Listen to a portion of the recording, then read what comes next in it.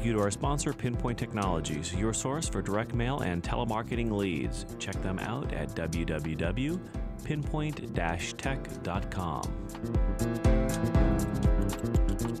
When I talk about wines, I don't use numerical ratings. I don't like the 100-point scale. I think that people who read me over a long period of time start to understand what I like, what I don't like. And so they know that if they tend to like the same things I do, that if I'm recommending the wine, it might be worth their trying. When I come to an event like this, my focus really is on the sit-down tastings. Now, I come to these big walk-around tastings because there are a lot of great wines here, but you really have to have some sort of a focus, or else you just wander aimlessly, I find. We had a few dishes to choose from, 6 different Pinot Noirs, and basically we're looking for the best food and wine pairing with that specific dish. Last year I compared it to the Bean John Malkovich movie, Inside the Mind of a Sommelier, and we put little different twists this year. We put some sparkling wines out there, so it's going to be fun.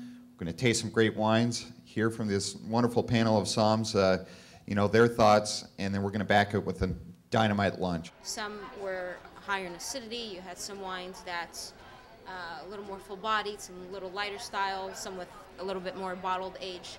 So it's basically just an opportunity for us to give our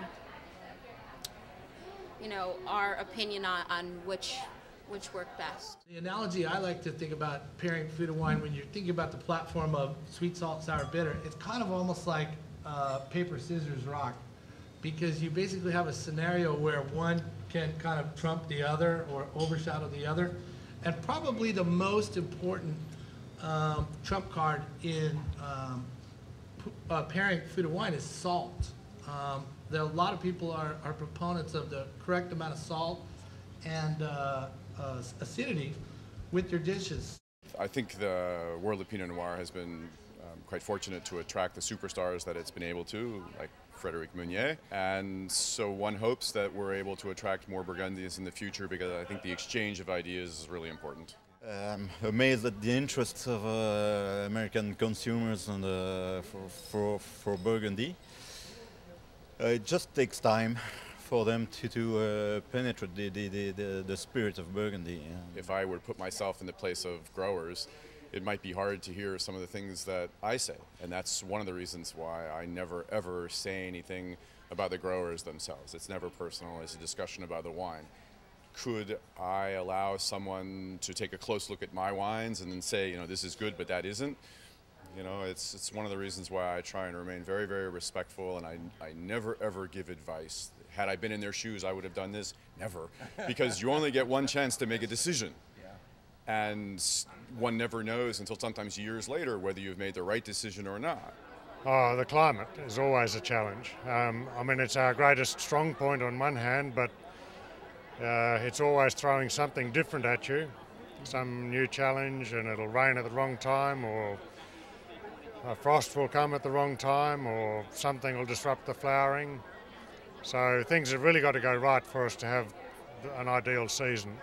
But I guess we achieve that quite often. We find that a difficult season for dry red Pinot is a very good season for sparkling. And I was speaking today at a seminar about the heat units that we have in the Okanagan Valley, and just dispelling that myth of Canada being the land of igloos and toothless hockey players. And we really do have a very, very hot, albeit short growing season, which is absolutely perfect for Pinot Noir. Now the farming techniques are so good. We used to have to watch the farmers like hawks. You'd say, go do this, and you'd go out and look, and they said, well, I did. It's like, you didn't do it very good.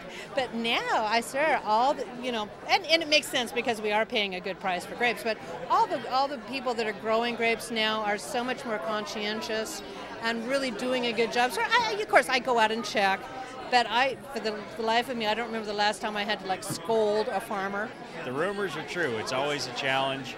It's every year when you think you've got everything figured out, something else is going to come along and throw a curveball at you.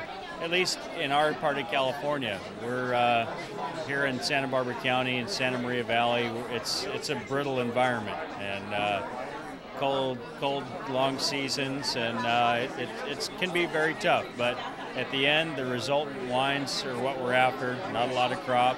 And like Lane said, luckily we've partnered with the wineries who understand that for us to do a really good job, it usually costs a lot of money, and they get that, and so it works.